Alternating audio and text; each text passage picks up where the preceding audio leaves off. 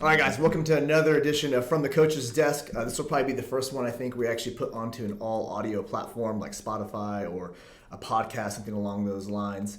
The idea of this podcast is to give you guys insight from our 12 years of coaching professionally and owning multiple gyms and teaching programming seminars, and just basically give you guys a better frame of reference and a better sense of understanding in regards to just training effectively. Yeah. Okay. So hopefully the audio is going to be a little dialed in, a little better than it has been. We got a microphone, and like I said, we'll be pushing this out on YouTube and Spotify and other kind of podcasting platforms. If you guys like the content, share it with your friends, like it, subscribe, do all that BS. Okay.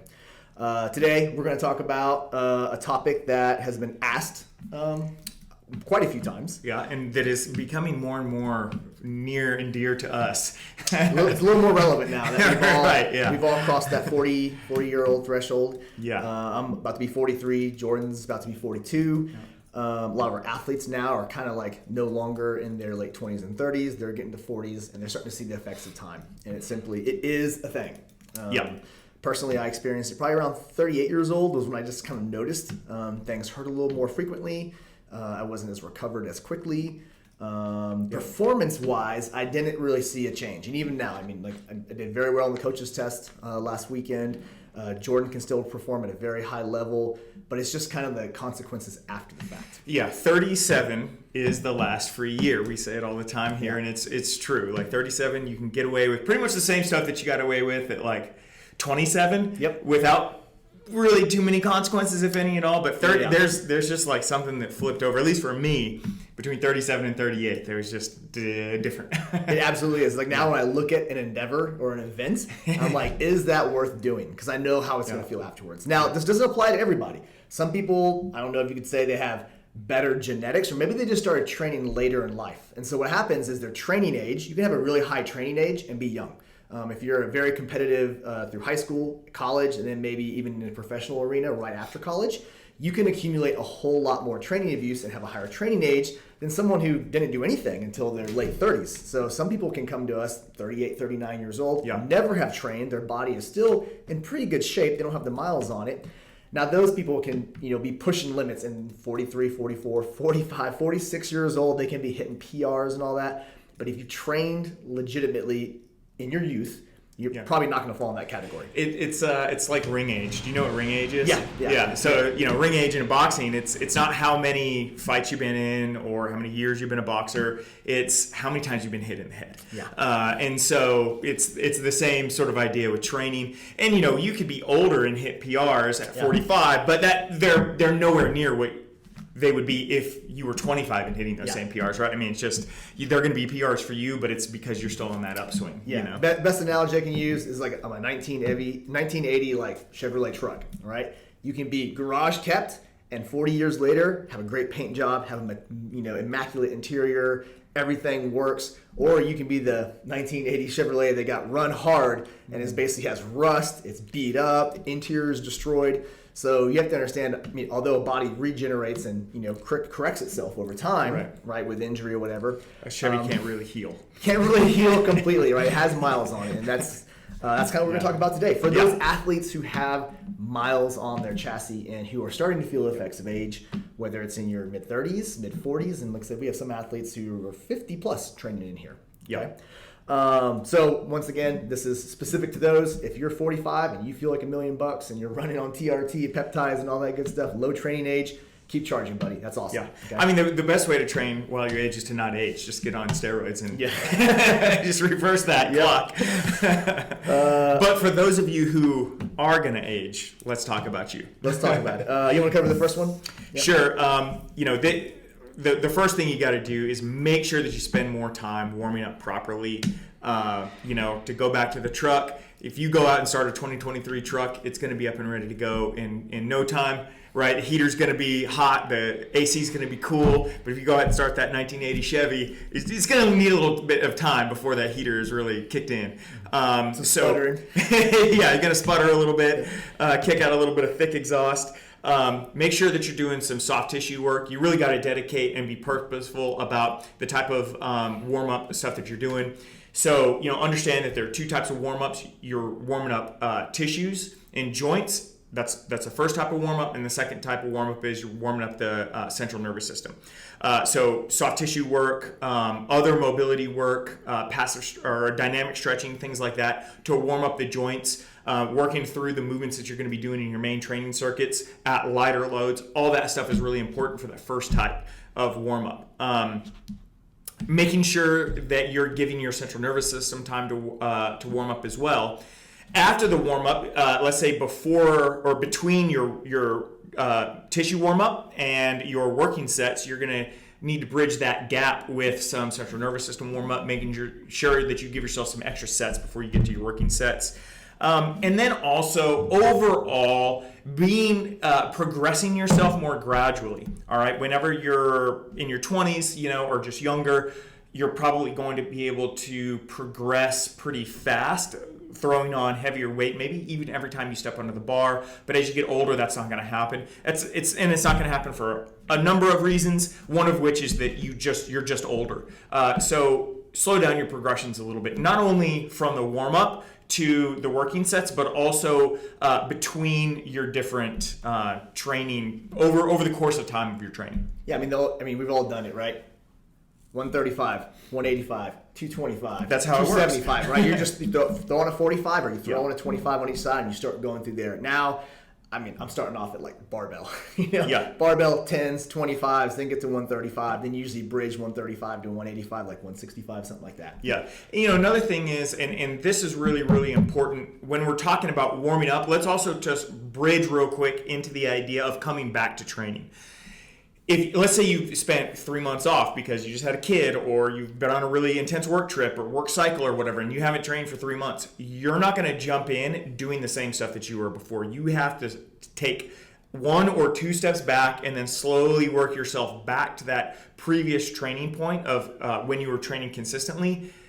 If not, then the detraining that you've experienced in your tissue, especially your connective tissue, is going to be so much so that if you try to jump in, you're going to hurt yourself. That soft tissue is not going to be, or your connective tissue, it's not going to be resilient enough. Your muscles are still going to be strong enough, so they're going to be able to lift the load, but it's going to put your connective tissue into jeopardy, maybe cause some sort of inflammation that is going to lead to an injury down the line, even if it does it in that day. So you got to take those steps back and then slowly progress yourself back to that point of consistent training. All right, so number 1, spend more time with your warm-ups, okay? Number 2, select exercises and training modalities that are going to be less abusive, all right? We talked about this before. Exercises are just a means to an end. Okay, strength can be measured multiple ways, and yes, the gold standard is, back squat, deadlift, bench press, the whole powerlifting 3-lift total thing. If you don't ever plan on stepping on a platform, those numbers are kind of fucking irrelevant, okay? You guys can do any mode for work capacity that's appropriate, or you can do any kind of exercises that train similar muscle groups or movements, okay?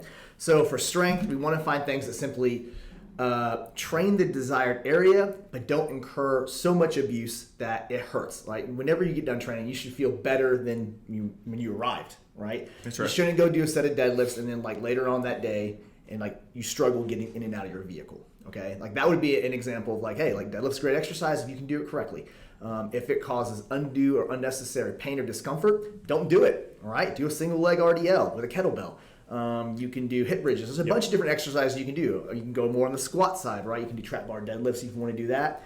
You can do goblet squats with a kettlebell. The actual exercise is kind of irrelevant, as we've talked about before. It's all about volume and intensity, okay?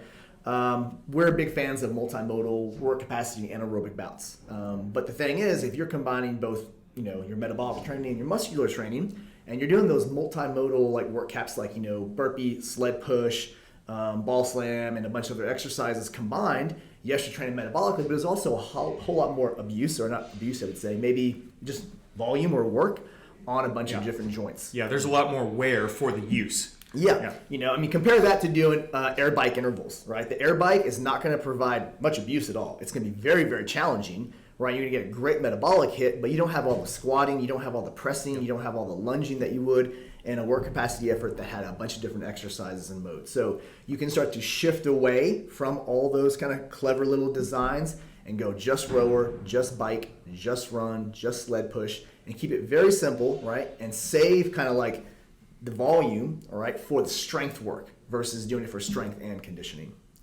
Third thing we definitely see with older athletes, and this happens a lot when we have conversations with guys hunting the backcountry, is select modes that are non-load bearing, which is kind of hard for us because we love load bearing activities. We love running. That's our, predominantly when we say we're going to go out and do a single mode, we want you to run. Knees, hips, backs. We have quite a few athletes in here that can't really run, so they're always subbing it out. If you fall in that category of like, hey, anytime I go out and run hard, everything falls apart and it hurts really bad, then we just need to be like, hey, let's find a mode that does not. Tire drag, rowing, swimming, step-ups, riding the bike, the ski erg, right? You can still use those other modalities and build a great level of metabolic fitness.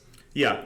The one thing that I'll add to all of that is like, you need to be realistic, of course, and honest about what you can do, but also recognize that if you can't run, for example, because your back, your knee, your ankle, or whatever is hurt, maybe you just need some care, some sort of intervention that's going to get you back to doing that. Because it's somewhat irresponsible to say, well, I can't run because of my knee, and then to never do anything about it and then just give up running entirely. Yeah. When you could maybe go to see a chiropractor or a massage therapist or dry needling or whatever is your preference, whatever you find that may work for you, doing yoga more consistently, whatever it may be. Be honest with yourself and take that feedback from your own experience to go and take care of yourself, because there are more upsides to being able to run and train in the ways that all the different ways that somebody may prescribe for you, then there are downsides to doing it. The upsides on your bone density and all this other stuff. Like if you can maintain, then you should, and you should get yourself the care required to make sure that you can. Especially at this point, you should be able to afford it, right? Yeah, right. You're in your 40s, and when you think about how much money you spend on a vehicle each month, whatever kind of miscellaneous expenses, and yes, care, chiro, ART, PT, it is expensive. It is. But the bottom line is like you're kind of investing in your health. You're investing in your own body, right? And I mean, like, what else are you going to get a return on if it's not going to be your own body? Yeah. So the third thing that you can do overall is adjust your volume and intensity with strength work to focus on that moderate range. All right, moderate heavy and moderate high in terms of your volume. All right, so sets of 6 to 12. We're not going to do super heavy sets at singles or doubles or triples so much anymore. We're not going to do, muscular endurance sets that have like 48, 50 reps per round anymore. You're focused much more on that moderately high volume, moderately high load. Okay, so somewhere between that, let's say 55 to 75 and 6 to 12 reps. Now, of course, you can get higher, you can go higher, and you can do muscular endurance every once in a while, but that's not going to make the core of your training anymore. Mm-hmm. All right. Maybe your moderate loading is 80 to 85% of your training, and then the other 20 to 15 to 20% is going to be those farther extremes of volume and loading, as you begin to peak for one aspect of your fitness or the other. Yep.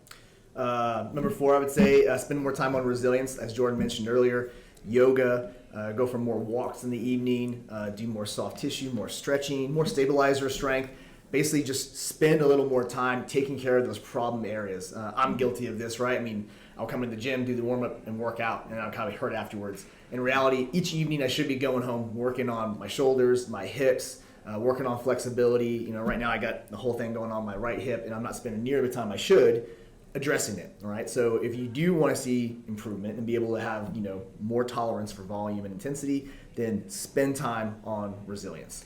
And understand that, you have to spend more time on resilience because recovery just takes longer. All right. The longer you live, all right, the longer time it's going to take you to recover, no matter what. If you put the work in, though, you will get the benefit, but it's going to require more work. Yep. I think the final thing is maybe reframing your perspective. And I have some friends who are my age and they're like, I don't know what everyone talks about aging, like I'm crushing it, hitting PRs. And like I said, that kind of goes back to training age and what you've done. Military background, I did a lot of abusive things in my youth. Todd, another one of our business owners, did as well. Jordan was in the military, raced competitively in cycling. He's done plenty of work in his 20 plus years of training. So if you do fall in the category where, hey, things are starting to hurt, you just need to reframe your perspective and understand that you're not 20 anymore. Okay, and it's a hard pill to swallow because in here I still feel like I'm 24, 25. But my body, like I said, I was born in 1980, so the analogy kind of carries over pretty well, right? It is a 43-year-old chassis, right? And so I have to understand that it does have wear and tear. It's not going to be the same as a 22-year-old chassis, okay? So reframe your perspective, understand what is your primary goal. And for me now, it's kind of quality of life, right? And so I want to be able to execute all the things I want to do, and I'm not so much chasing those PRs anymore, with the exception of like, I own a gym, so I still need to be able to perform at a high level. So like the coaches test we had last weekend, I trained for that. I went really hard on that, and I mean I was wrecked for 2 days afterwards, right? Much more so than it would have been 20 years ago. So just understanding that you are an older athlete. 40 years ago, men in their 40s didn't do what we do.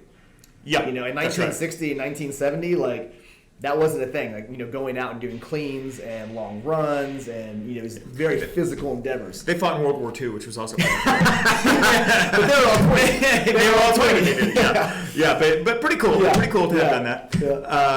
Yeah. I've heard that the hardest part about aging is accepting it. Yeah. Accepting that you are. I watched this great movie the other day, which was directed by David Lynch, which he's done like Mulholland Drive and all these crazy movies, but he made a movie for Disney. Yeah. Like between these crazy movies that he made, it's called A Straight Story, and there's a part in it. It's about this old man who rides a riding lawnmower from like Idaho to Wisconsin, and to see his brother, and he gets passed up by all these there was like a cycling ride going on, and he like meets up with them at the end, and they were like, so what's the hardest thing about getting older? And he says, remembering when you were young. Yeah. And but that's, you have the wisdom of being young, right? Yes. When you're older. And so it's that trade-off, and you have to use that wisdom to sort of like help yourself out and understand what your limitations are, but also that, again, the upsides of training are so much better than the downsides of just quitting and never having to worry about these extra steps that you have to take care of yourself and make sure that you can keep going. Yeah, absolutely. So to recap that, if you're starting to feel the effects of age, okay, number 1, spend more time on warming up properly. Number 2, select exercises and modalities, those single modes, that are a little less abusive and that your body can tolerate and you feel good when you train.